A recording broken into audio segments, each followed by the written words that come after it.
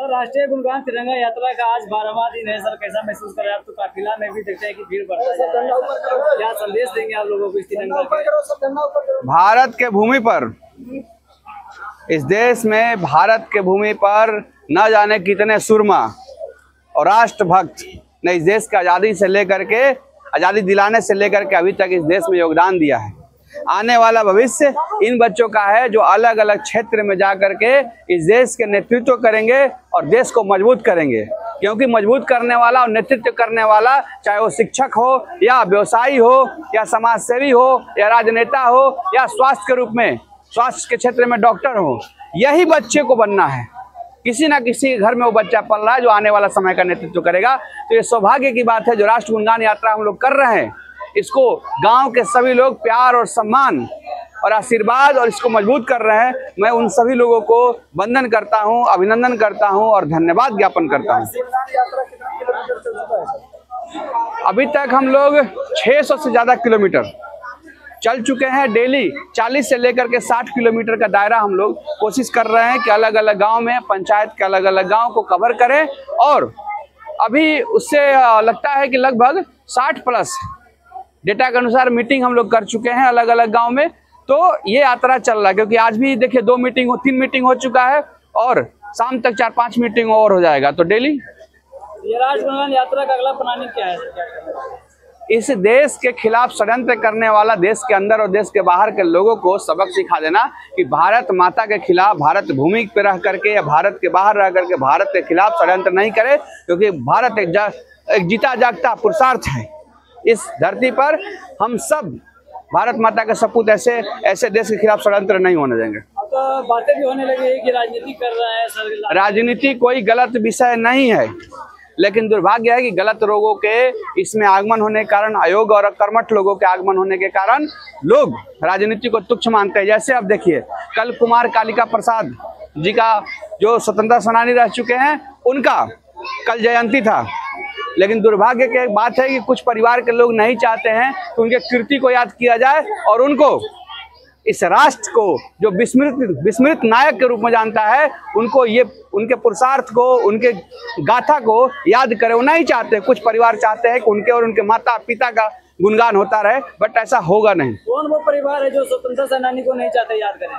आप सब लोग जानते हैं, कब से उनको साइड करने की कोशिश लोगों ने किया है, लेकिन जमुई के लोगों के वो दिल में बसते हैं। उनके नाम पर यहाँ पर स्थापना किया गया एक बहुत बड़ा कॉलेज, KKM कॉलेज, उनके मेमोरी में।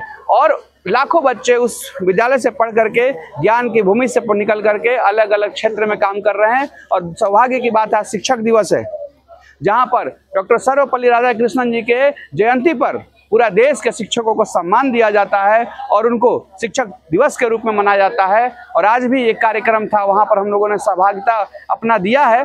और मुझे उम्मीद है कि ऐसे कॉलेज उनके नाम पर बना है, ये गर्व का बात है। जब राजनीतिक में आएंगे तो क्या क्या वो मुद्दा रहेगा जो जनता के बीच लेके जाएंगे? सबसे अहम और रीढ़ की हड्डी है किसी भी समाज को मजबूत करना, शिक्षा।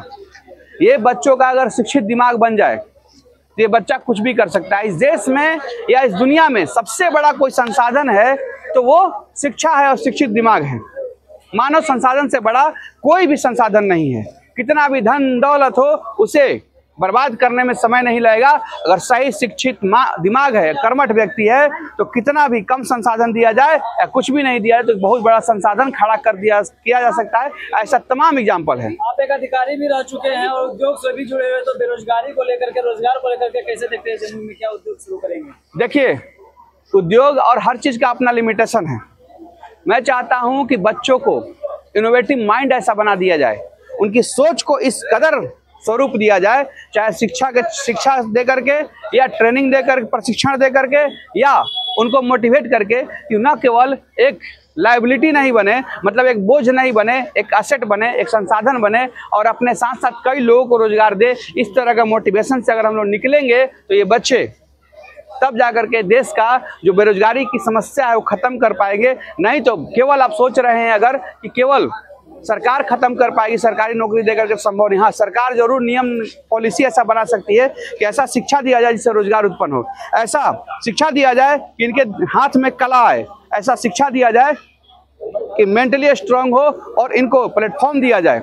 नियम नीति बना करके। तो इस तरह की चीजें हम कर सकते हैं। आपके बातों को सुनकर के ऐसा लगता है कि भाजपा से मिलता जुलता है क्या सर? अगला प्लानिंग कहीं भाजपा तो नहीं टारगेट है आपके पास? हम एक राष्ट्रवादी विचारधारा के मजबूत विचारधारा के इंसान हैं, और जो भी पार्टी अगर राष्ट्रवादी विचारधारा के है तो मेरा विचार उनसे मिल सकता है। अगर जो भी पार्टी राष्ट्र के नवनिर्माण के लिए और राष्ट्रवादी विचार से अलग बात रखती है तो मैं उसके साथ खड़ा नहीं हूँ। हाँ, ये जरूर है कि मैं इस देश के सचिव प्रधानमंत्री जी से काफ़ी मोटिवेटेड हूँ। जब से मैं तैयारी करने के लिए निकला था उसके बाद से उनका कार्यकाल शुरू हुआ, क्योंकि हम लोग 2012 से समाज के इस नौकरी की तैयारी में लगे हुए थे, और 2014 से उनकी सरकार, तो उनके नीति और नियम को हम लोगों ने देखकर काफ़ी मोटिवेशन मिला है, और हम लोग उस पर आत्मनिर्भर गांव भी उसी उद्देश्य से बनाए थे।